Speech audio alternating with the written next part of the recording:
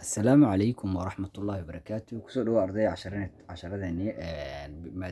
casharadeenii bilowga ah ee maadada xisaabta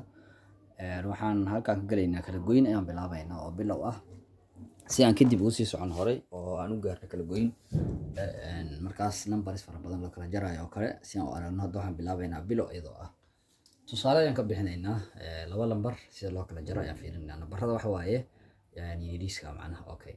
6 laba ka jar oo kale ayaa lagu yiri 6 laba ka jar haddaad rabto inaad macnaha gacmahaaga isticmaashaan waxaad samaynaysaa 6 farood ayaa la soo baxaysaa 6 farood ayaa la soo baxay 6 far markaas aad la soo baxdo ayaa waxaad dhahaysaa laba ka jar tan go meeqa soo hartay 4 le soo harto markaas markaas oo kala goynaysaa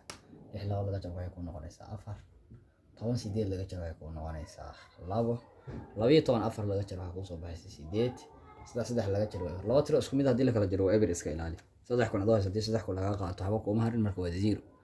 15 9 hadii laga jaro waxay ku noqonaysaa 6 16 8 hadii laga jaro waxay ku noqonaysaa 8 kale 17 ka jar waxay ku noqonaysaa 3 si aad ogaad sida saxda waxa la sameeyaa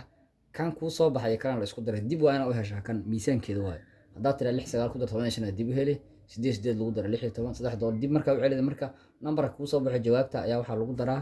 numberka kale waxa ku soo baxa marka numberkii kale ku soo baxay okay marka qaabkaas ayaa loo sameeyaa inay ku saxantay saas ku ogaay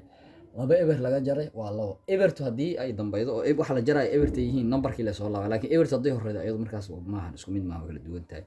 17 laga jaray meeqa waay waa 4 ay ku noqonaysaa 15 laga jarana waa 5 layligaasna adiga ayaan ku deynayaa marka isku day 3 laga jaray 3 laga jaray 19 laga jaray 16 laga jaray 13 laga jaray 18 laga jaray 4 7 4 laga jaray 14 laga jaray